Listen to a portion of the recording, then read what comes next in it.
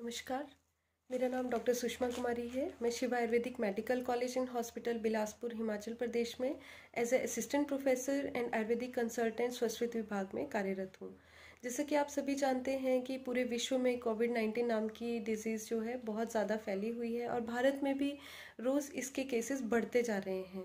तो वैसे तो हमारा पूरा प्रशासन जो है इससे जूझ रहा है, इससे लड़ने में जो है अपनी उसने पूरी ताकत झोंक दी है।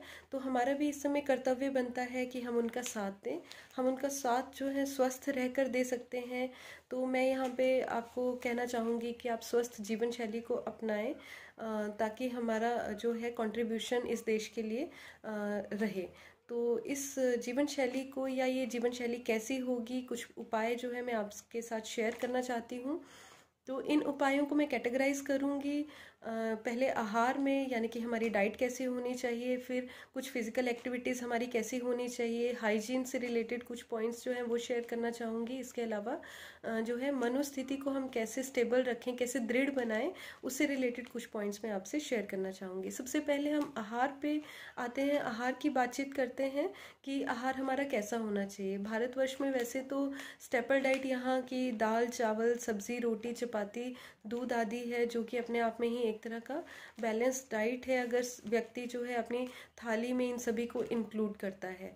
लेकिन फिर भी कुछ पॉइंट्स पे मैं ज़्यादा स्ट्रेस देना चाहूँगी कि आपकी डाइट कैसी होनी चाहिए और एक कॉमन मैन जो है वो भी इस तरह के उपायों को जो है अडॉप्ट करे ताकि आपको बेनिफिट जो है कोविड-19 डिजीज़ से लड़ने में डायरेक्टली जो है उसका बेनिफिट मिले। सबसे पहले मैं कहना चाहूँगी कि आप अपनी डाइट में तरल पदार्थों या तरल जो रेसिपीज़ हैं उनकी मात्रा को बढ़ा दें। बॉडी का हाइड्रेटेड रहना बहुत ज़्यादा ज़रूरी है। वैसे भी अभी समर सीज़न है, डिहाइड्रेशन की कंडीशन ज़्यादा डेवलप होती है, तो ऐसी स्थिति में और ज़्यादा हमें ध्यान देना है अपनी बॉडी की हाइड्रेशन पे। तो अपनी डाइट में जो सूखे जितने भी प्रेपरेशंस हैं उनकी मात्रा थोड़ी सी कम करके जो ज़्यादा लिक्विड डाइट हैं आप उनको ज़्यादा इंक्लूड कीजिए। इनमें जैसे सबसे पहले मैं बात करूँगी दालों की। आप नॉर्मली दाल कुक करते हैं, उसमें पानी का इस्तेमाल करते हैं, तो यहाँ पे मैं थोड़ा सा इसमें चेंज करने की जो है रिकमेंडेशन दे रही हूँ। आयुर्वेदिक रेसिपी है जिसका नाम है यूश। तो हम मूंग का यूश, मसर का यूश, माह का यूश या जो भी दाल है उसका यूश हम बनाएं। तो यूश बनाने के लिए हमें कुछ भी नहीं करना है, सिर्फ जो पानी की मात्रा है उसे कई गुना बढ़ा देना है। यानी अगर आप 1 कटोरी दाल इस्तेमाल कर रही हैं तो 14 कटोरी उसमें आप पानी डालिए। तो इसलिए इतना ज़्यादा पानी डालने का फ़ायदा क्या होगा, आप दाल के पानी को अलग कर लीजिए और दाल को जो है एज़ इट इज़ आप जैसे खाना खाने के लिए इस्तेमाल करते हैं वैसे यूज़ कीजिए। दाल के पानी को, मान लीजिए 1 कटोरी दाल का पानी आपने लिया तो उसमें आधा चम्मच घी जो है मिक्स कीजिए और थोड़ा सा शुंठी पाउडर, थोड़ा काली मिर्च पाउडर, थोड़ा पिपली पाउडर, इसके अलावा जीरा पाउडर या गरम मसालों का पाउडर भी आप उसमें डाल सकते हैं और सेंधव नमक जो है उसमें ज़रूर ऐड कीजिए। तो ये जो दाल का पानी है गरम गरम आप सुबह, दोपहर और रात को 1-1 कटोरी पीजिए। ऐसा करने से जो क्या क्या फ़ायदे हो सकते हैं, सबसे पहला तो दाल के जो पौष्टिक तत्व हैं इतने ज़्यादा पानी में कुक करने पे वे इजीली डाइजेस्टिबल फॉर्म में अवेलेबल होते हैं। बॉडी सभी पौष्टिक तत्वों को प्रॉपरली यूटिलाइज करती है, पूरा न्यूट्रिशन बॉडी को लगता है। दूसरा, हाइड्रेशन जो है वो अच्छी होगी क्योंकि आप लिक्विड डाइट ले रहे हैं।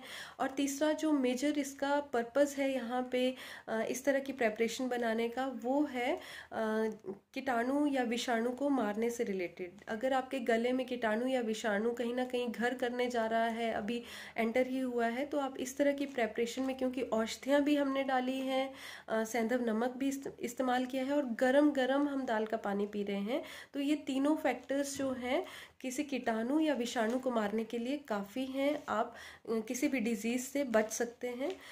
दूसरा, रिकमेंड करूँगी कि आप हरी सब्जियों की मात्रा, सलाद की मात्रा और फलों की मात्रा को बढ़ा दीजिए। फलों में रिकमेंड करूँगी संतरा खाइए, किन्नू खाइए। इसके अलावा आप वाटरमेलन या तरबूज खाइए, जो भी इस ऋतु के अनुसार फल मार्केट में अवेलेबल हैं वो आप ज़रूर खाइए, लेकिन आंवले को भी ऐड कीजिए। रोज़ के रोज़ 1 या 2 आंवले जो है आप रूटीन डाइट में ज़रूर ऐड कीजिए।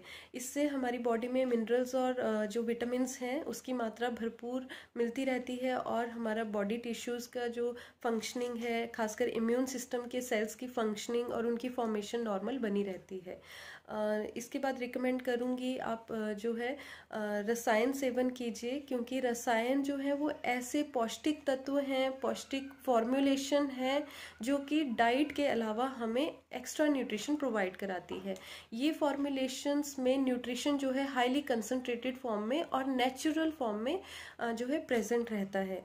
तो आयुर्वेदिक मेडिकल स्टोर्स में आपके पास च्यवनप्राश रसायन, अम्लकी रसायन, इसके अलावा अश्वगंधा आदि अवलेह, ब्रह्म रसायन, इस तरह के फॉर्मुलेशंस प्रेजेंट हैं, अवेलेबल हैं। तो एक एक चम्मच सुबह शाम लीजिए। खासकर च्यवनप्राश का अगर आप एक एक चम्मच सुबह शाम लेते हैं तो ये जो है श्वसन तंत्र को या रेस्पिरेटरी सिस्टम को खासकर जो है इसे स्ट्रेंथन करता है, इसकी इम्यूनिटी को ज़्यादा बूस्टअप करता है। ये च्यवनप्राश खाने के बाद आप एक गिलास जो है गर्म पानी का ज़रूर पीजिए या फिर गर्म दूध का इस्तेमाल कीजिए। इसके बाद पेय पदार्थों पे आऊँगी, तो पेय पदार्थों में सबसे पहले बात करूँगी सिंपल पानी की। गर्म पानी के 4 से 5 गिलास बार बार दिन में आप पीते रहिए।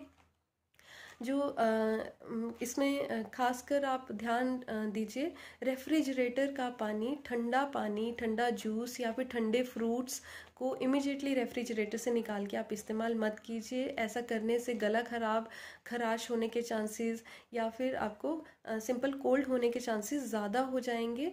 तो एक पॉइंट ऑफ कन्फ्यूजन जनरेट हो जाता है कि ये सिम्टम्स कोविड-19 कोरोना के कारण हो रहे हैं या फिर जनरल जो है एक जनरल सिम्टम्स डेवलप हुए हैं। तो इस पॉइंट ऑफ कन्फ्यूजन को डेवलप ना हो, तो इसलिए ठंडा पानी का इस्तेमाल आप बिल्कुल भी मत कीजिए। रूम टेम्परेचर पे जो वाटर रहता है उसका यूज़ आप ज़रूर कर सकते हैं। पेय पदार्थों में आगे मैं दूध की बात करना चाहूँगी। तो दूध में आप थोड़ी सी अगर हल्दी मिला लेते हैं, 1 गिलास में आप जो है 1/4 चम्मच या उससे थोड़ा और कम कर दीजिए, इतना चम्मच हल्दी पाउडर मिलाते हैं, तो एलर्जी के कारण अगर किसी पर्सन को बार बार नाक बहता है या फिर खांसी होती है, ऐसी प्रॉब्लम क्रिएट नहीं होंगी। तो यहाँ पे भी हमारा एक पॉइंट ऑफ कन्फ्यूजन जो है वो क्लियर रहेगा कि कोविड-19 जैसे सिम्टम हमारे अंदर डेवलप नहीं होंगे। इसके बाद मैं बात करना चाहूँगी हर्बल टी की या ग्रीन टी की। आप जनरल चाय भी पीते हैं, नॉर्मल चाय पीते हैं, उसमें आप कुछ मेडिकामेंट्स या कुछ द्रव्यों का इस्तेमाल ज़रूर कीजिए, जैसे कि अदरक हो गया, काली मिर्च हो गई। इसके अलावा आप उसमें मुलट्ठी डाल सकते हैं, तुलसी का इस्तेमाल कर सकते हैं। तो इनका इस्तेमाल ज़रूर कीजिए। सुबह शाम 2 टाइम कम से कम हर्बल टी ज़रूर पीजिए और गर्मा गर्म जो है इसे इस्तेमाल कीजिए। इसके अलावा यहाँ पे मैं रिकमेंड करना चाहूँगी कि नॉर्मल चाय में भी आप ये द्रव्य डाल सकते हो। चीनी का बहुत ज़्यादा इस्तेमाल आप ना कीजिए। तो डाइट के अलावा अब मैं जो है फ़िज़िकल एक्टिविटीज़ की बात करूँगी कि आपकी एक्टिविटीज़ कैसी होनी चाहिए। एक्सरसाइज तो ज़रूर करनी ही है, लेकिन हाईली रिकमेंडेड है, बेस्ट रहेगा अगर आप योगासन करते हैं और प्राणायाम करते हैं।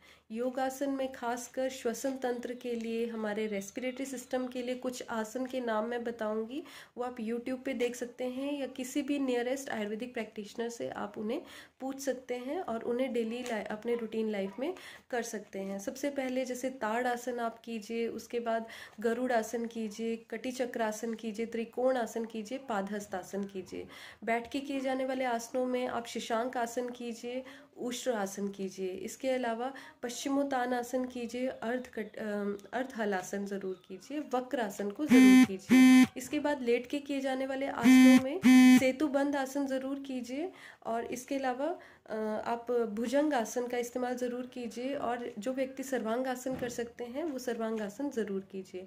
प्राणायाम की बात करूँगी, अनुलोम विलोम और कपालभाति अपने आप में प्योरिफिकेशन प्रोसेसेस हैं, प्योरिफिकेशन मेथड्स हैं, अवश्य कीजिए। और प्राणायाम में आप भस्त्रिका और भ्रामरी, इन दोनों का इस्तेमाल कीजिए। इनका इफ़ेक्ट हमारे फिजिकल बॉडी और रेस्पिरेटरी सिस्टम पे तो पड़ता ही पड़ता है, लेकिन हमारे माइंड पे भी जो है इसका इफ़ेक्ट पड़ता है। इसके बाद जनरल हाइजीन की बात करूँगी तो उसमें कुछ प्योरिफिकेशन या शोधन के मेथड हैं, जैसे नस्य और जल नीति। तो ये नस्य क्या चीज़ है? नस्य का अर्थ है कि आप, जैसे यहाँ मैं कहूँगी आप एक तेल इस्तेमाल कीजिए, वो है सरसों का तेल। सरसों के तेल की 2-2 बूंदें दोनों तरफ नाक में ज़रूर डालिए दिन में एक बार। ऐसा करने से क्या होगा, ये जो सरसों का तेल है इसका एक एस्ट्रिंजेंट इफेक्ट रहता है। अगर कोई कीटाणु या विषाणु जो है आपके नाक में हार्बर कर रहा है, अभी गया है, तो वो जो है इससे डिस्ट्रॉय हो जाता है, नष्ट हो जाता है। तो ये आप डेली कीजिए। जो व्यक्ति सरसों के तेल का या इसके तीखेपन को सहन नहीं कर सकते हैं, उन्हें मैं कहना चाहूँगी कि आप गाय का घी इस्तेमाल कीजिए। एक बॉटल में जो है या किसी कंटेनर में गाय का घी रख लीजिए, उसमें थोड़ा सा नमक आप ज़रूर डाल लीजिए और उसे जो है पिघला के आप उसकी 2-2 बूंदें इस्तेमाल कीजिए। इस तरह का नस्से लेने के बाद पंखे की हवा के नीचे आप ना बैठिए। इसके अलावा जल नीति एक प्रोसीजर है जिसमें एक तरफ से पानी डाला जाता है और दूसरी तरफ से उसे निकाला जाता है। तो जल नीति जो है आप किसी वीडियो को देख के सीख सकते हैं या फिर किसी भी आयुर्वेदिक प्रैक्टिशनर से आप इसे सीख सकते हैं।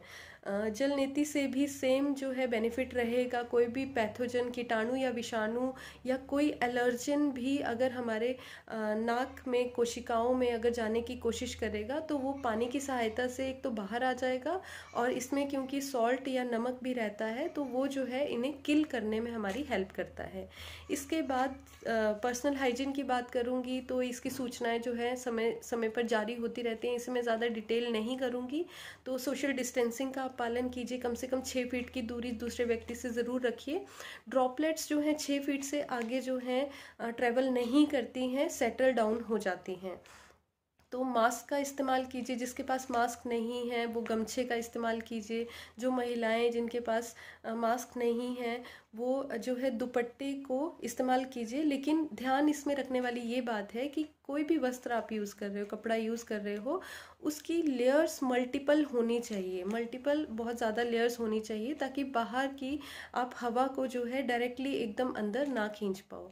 इसके अलावा एक और चीज़ आपको ध्यान रखनी है, बाहर जा रहे हैं तो ग्लव्स पहनिए और उन्हें बाद में डिस्कार्ड कर दीजिए। घर पे ही हैं तो बार बार वॉश कीजिए अपने हाथों को साबुन से, और हैंड सैनिटाइज़र अल्कोहल बेस्ड को यूज़ करते रहिए बार बार। किसी भी चीज़ को आप टच करते हो बाहर से लाई हुई, जैसे पैसे हो गए या फिर कोई कैरी बैग हो गया, कोई सामान हो गया, उसे इस्तेमाल करने के बाद हाथ को ज़रूर वॉश कीजिए।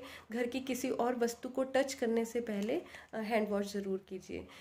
इसके अलावा जो है नेक्स्ट जो है मनोस्थिति को कैसे सुदृढ़ करना है, वो पॉइंट जो है मेन मैं डिस्कस करना चाहती हूँ, क्योंकि मनोस्थिति का इफेक्ट हमारी फिजिकल बॉडी पे डायरेक्टली पड़ता है। मनोस्थिति अच्छी होगी तो शारीरिक स्थिति भी वैसी की वैसी ही बनती है। अगर मनोस्थिति ठीक नहीं है तो हमारा शरीर भी धीरे धीरे जो है क्षीण होता रहता है, हमारी इम्यूनिटी भी कम होती है और रोग प्रतिरोधक क्षमता भी कम हो जाती है। तो इसलिए क्योंकि अभी कोरोना वायरस बहुत ज़्यादा डिजीज़ ये फैला हुआ है, तो इस समय स्ट्रेस वाली कंडीशन है, जो कम सत्व वाले लोग हैं, जो एकदम डर जाते हैं, उन व्यक्तियों के लिए खासकर मैं कहना चाहूँगी कि आप जो है इस बीमारी से डरिए नहीं, बस अपने मन को सुदृढ़ बनाइए। अब वो कैसे आपने सुदृढ़ बनाना है, मन में एक रोज़ का रोज़ एक लक्ष्य लीजिए और रोज़ उस लक्ष्य को पाने की कोशिश कीजिए और उस तरफ, उस लक्ष्य पे ही फोकस कीजिए। जो नेगेटिविटी है अपने मन से बिल्कुल निकाल दीजिए। अब अपने अंदर पॉजिटिविटी आपने कैसे इन्फ्यूज़ करनी है, कोशिश कीजिए। आध्यात्मिक पुस्तकें पढ़िए, आध्यात्मिक व्यक्तियों के पाठ सुनिए, ईश्वर को स्मरण कीजिए, पूजा पाठ अर्चना आदि ऐसे अगर आप यदि करते हैं तो इस तरह के मेथड्स को अपनाइए। तो इन सब मेथड्स को अडॉप्ट करने से आपके अंदर एक पॉजिटिविटी इन्फ्यूज़ होगी और आपका जो मानसिक स्थिति है वो भी बिल्कुल संतुलित बनी रहेगी, उसमें भी बल मिलेगा। इसके अलावा अगर आपके घर पे बच्चे हैं तो आप बच्चों को भी इन कार्यों में इन्वॉल्व कीजिए, उनको भी अपने साथ बिठाइए, योगासन करवाइए, प्राणायाम करवाइए और इसके अलावा धार्मिक कार्यों में भी उन्हें आप जो है इंक्लूड कीजिए। इससे आपको एक बच्चों में भी पॉजिटिविटी इन्फ्यूज़ होगी, मॉरल वैल्यूज़ भी उनकी हाई होंगी। इसके अलावा आप आध्यात्मिक पुस्तकें पढ़िए। आइडियल अगर आपका कोई पर्सन है, फ़ोन पे बात कर सकते हैं, उनसे बात कीजिए, अपने मॉरल को बूस्टअप कीजिए। और यदि आप उनकी पुस्तकें पढ़ सकते हैं तो उनकी पुस्तकें पढ़िए, वीडियोस देखिए। तो ये काम आप घर पे रह के कर सकते हैं। और रिक्रिएशनल एक्टिविटीज़ को भी आप कर सकते हैं, जो आपकी हॉबीज़ हैं या ऐसे चेंजेस जो आप समय की कमी के कारण नहीं ला सकते थे, उन चेंजेस को इस समय लॉकडाउन के समय आप उन चेंजेस को लाने की कोशिश कीजिए। और वो चेंजेस जो हैं पॉजिटिवली ही होने चाहिए, नकारात्मकता उसमें नहीं होनी चाहिए। तो इस तरह से आपकी मनोस्थिति भी सुदृढ़ रहेगी। इन स्टेप्स को आप ज़रूर इन्वॉल्व कीजिए। ध्यान में ज़रूर बैठिए, चाहे आप ईश्वर का ध्यान कीजिए, किसी वस्तु पे अपने मन को फोकस कीजिए, या फिर किसी अपने बॉडी में ही किसी पॉइंट पे आप फोकस कीजिए। एक थॉट को लेके आप ज़रूर ध्यान कीजिए, और वो थॉट जो है पॉजिटिव ही होनी चाहिए। इसके अलावा जो है, जो सभी पॉइंट्स मैंने आपसे डिस्कस किए हैं, ये सभी पॉइंट को आप जो है अपने जीवन में अपनाइए। और कोरोना या कोविड-19 बीमारी से तभी आप बचे रहेंगे। और उम्मीद है आप सभी अपने अपने स्थान पे स्वस्थ रहेंगे, और ये बीमारी जो है बहुत जल्द हमारे देश से चली जाएगी। तो इसमें मुझे आप सभी का सहयोग रहेगा। जो जो जीवन शैली अपनाने के लिए मैंने कहा है, कृपया आप ज़रूर अपनाइए। और इसी के साथ ही मैं यहीं पे अपनी वीडियो का जो है अंत करती हूँ। धन्यवाद। Thank you.